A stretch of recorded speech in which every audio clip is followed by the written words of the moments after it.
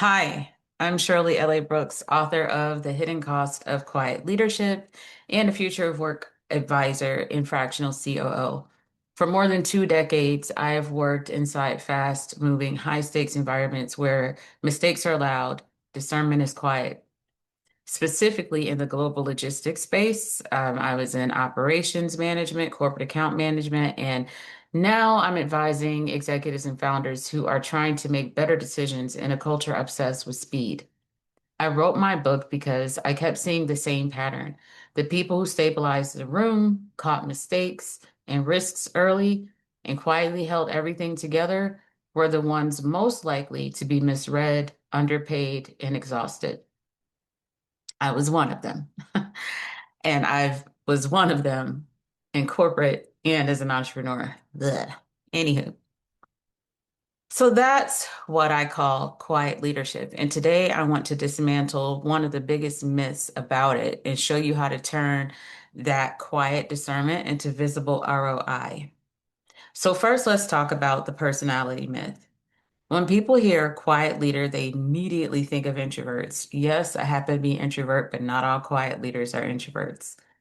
A lot of people assume that quiet leadership is just another word for introversion or that it only applies to specific supportive personality types like the S or C profiles in the DISC assessment. I am that as well, but that is not the only version of quiet leadership. DISC is a great behavioral lens, but I want to be very clear about what quiet leadership actually is in my work. Quiet leadership, the way I define it in The Hidden Cost of Quiet Leadership, isn't about introversion versus extroversion. It is it isn't a personality type at all. It is a competitive advantage rooted in how we process information and we exercise judgment in high stakes environments. If we reduce quiet leadership to shy, reserved, or nice support people, we miss the entire point. The problem isn't our personality. The problem is that we work inside systems and cultures that have become very good at confusing volume with value, speed and visibility and performance with actual discernment. So if you've ever walked out of a meeting thinking, I saw exactly what was missing, but the room moved too fast for me to say it, there's nothing wrong with you. We are not broken. We are operating in a culture that rewards the loudest answer, not the deepest one. So now let's talk about two ways of knowing. If quiet leadership isn't a personality type, then what is it? Quiet leadership is a processing style that gets systemically undervalued in speed-driven performative cultures. In high-stakes environments, I've seen two primary ways leaders process information. The first way is immediate. You hear a problem, your brain instantly offers a solution. You speak quickly and you sound confident and you move the room forward. That's what most leadership cultures reward: speed, decisiveness, and the ability to think on your feet. The second way is integrative. You hear the problem, your brain begins mapping, and you're asking, what is this assuming that we haven't verified? What are the second and third order effects of this decision? Where have I seen this pattern before, and what happened last time? What is missing that I would expect to see? And that takes time, not because we're slow, but because we're holding complexity instead of reacting to noise. Quiet leaders are integrative thinkers. You're not hesitating. You're doing the deep work of discernment, pattern recognition, verification instinct, and context holding that prevents expensive mistakes. And that's not passivity. That is discernment. And that's what I call the discernment gap, the measurable difference between what quiet leaders see and what performative cultures actually reward. And that gap costs organizations in real money, real trust, and real talent. So let's talk about the extroverted quiet leader. Can an extrovert be a quiet leader? Of course they can, absolutely. Because quiet leadership is about your processing style, not your personality label. You can absolutely be an extroverted quiet leader. You could be energized by people, love leading the room, enjoy high collaboration, and still refuse to accept answers just because they sound polished or complete. An extroverted quiet leader might be the one facilitating the conversation, but when it comes to a high stakes decision, they still prioritize accuracy over immediacy and depth over drama. Whether you identify as introvert, ambivert, or extrovert, if your strength is careful judgment, you know the tension of sitting in a room that demands an instant answer. You can feel your body when the conversation is moving faster than the actual facts. Here's the reframe. Confidence can be performed, discernment cannot. You are not a slow thinker. You are a later speaker. Your mind does not move less, it integrates more. So let's talk about the reframe for quiet professionals. First thing is, let's stop apologizing for the way we think. If you're a quiet professional who stabilizes the room, catches errors before they become expensive, and sees the pattern break before anyone else does, it's time to internalize a few reframes. We are not slow. We are integrative. We are not indecisive. We are verifying. We are not overthinking. We are holding complexity. Think about overthinking. What it really is kind of like this spins in place and it drains your energy. It loops and loops without moving anything forward. But discernment moves. It tests assumptions, it checks history, it runs scenarios, and it points you toward a clear yes, no, or not yet. The problem is that many quiet leaders, especially in disc terms, those with strong S and C patterns get rewarded for cleaning up, not for calling it early. So they learn to perform decisiveness instead of practicing their discernment. They sound certain before they are ready, and their nervous systems pay the price. Our judgment is not a liability. In a world flooded with fast, confident, and at this point, AI generated answers, our discernment is the exact competitive advantage that all organizations need most.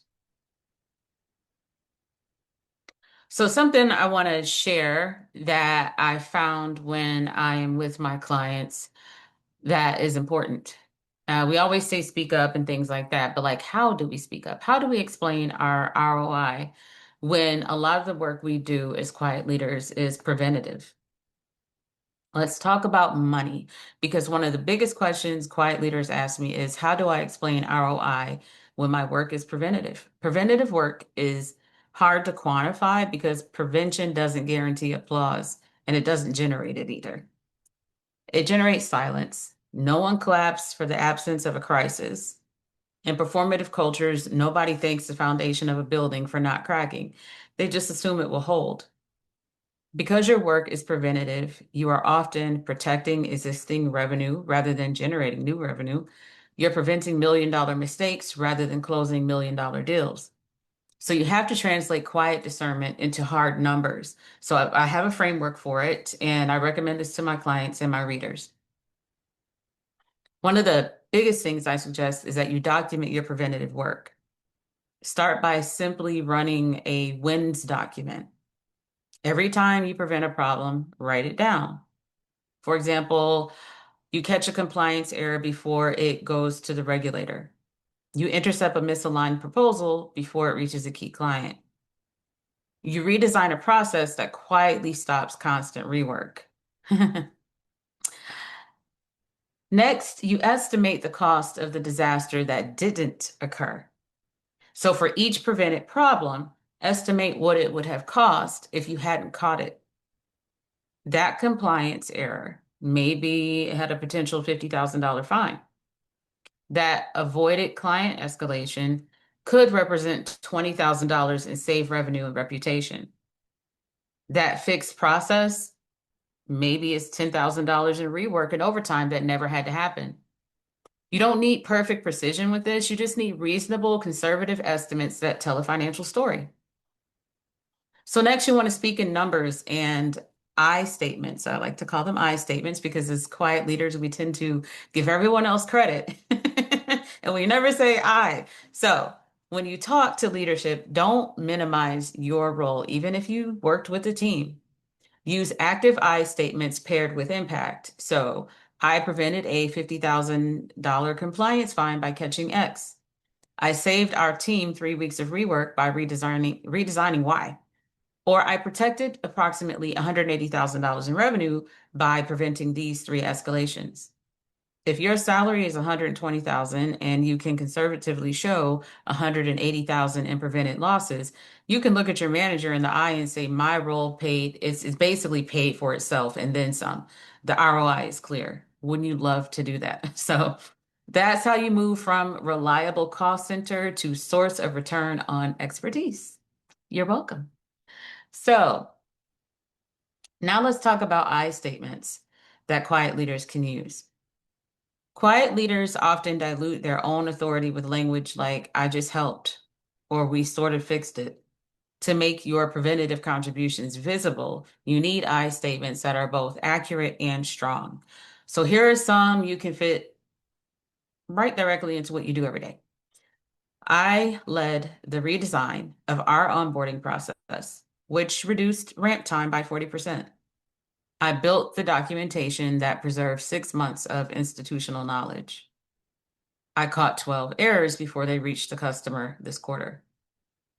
I consolidated 3 conflicting processes into one clear workflow that cut handoff errors in half. I prevented a $50,000 compliance fine by catching an error before it was submitted. The verbs really matter here. Led, designed, built, clarified, prevented. That is the language of authority.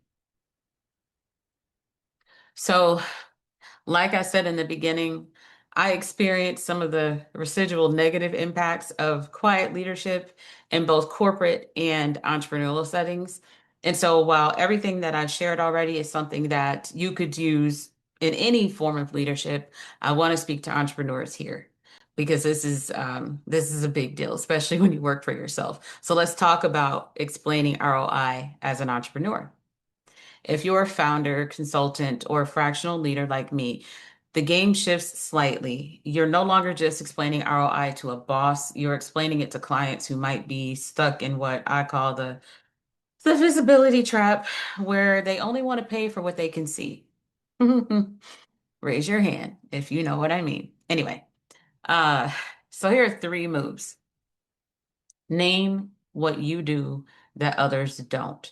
Stop calling yourself support if you're doing strategic work.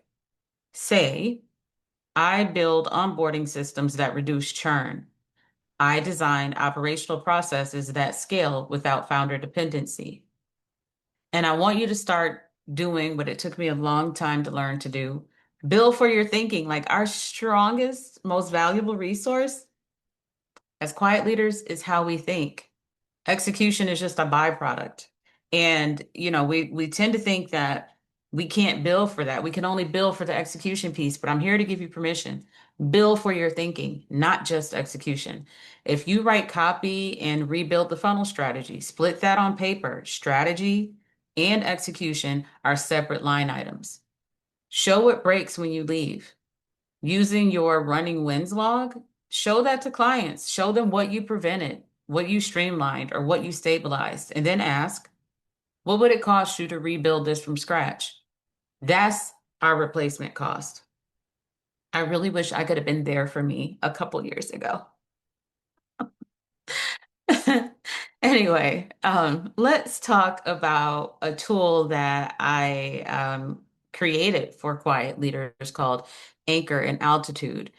And while you can read about this in my books, and I actually am doing a talk soon about it as well, I want to give the extroverted quiet leader something special here about the anchor and altitude. I want to talk about how you actually sound in the room, especially if you're an extrovert who still identifies as a quiet leader. The anchor and altitude method is a tool I teach so that you can enter a high stakes conversation with authority without needing to dominate the room or deliver a 10-minute speech. So the anchor, that's what grounds the room. It's one clear statement or one clear sentence that names what actually matters. Instead of trying to say everything in your head, you drop a single stabilizing statement. The real risk here isn't cost, it's downstream trust. This isn't an execution problem, it's a prioritization problem. The biggest risk isn't going slower, it's what happens downstream if we get this wrong. As an extrovert, your temptation might be to over-explain, and the anchor disciplines you to say less with more weight. So for altitude, this is the one question that lifts the conversation above knee-jerk reactions and forces the room to engage with your discernment. Here are some examples. What assumption are we making about capacity that we haven't actually verified yet? Who is going to carry the impact if this decision goes wrong?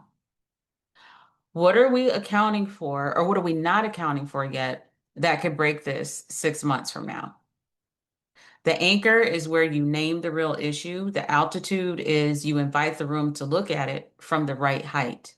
Hope that makes sense. The point is, though, that you don't have to be the loudest voice in the room. You just have to be the one who drops one sentence, maybe one question that the room can't ignore. That's quiet authority.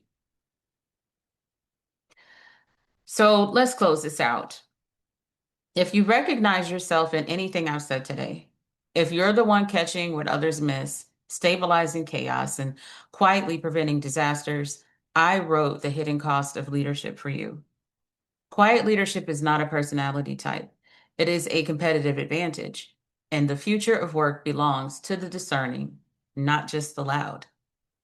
So if you want more on the discernment gap, the visibility trap, the frameworks like anchor and altitude, you can find my work and my speaking and advisory details at the links in the description.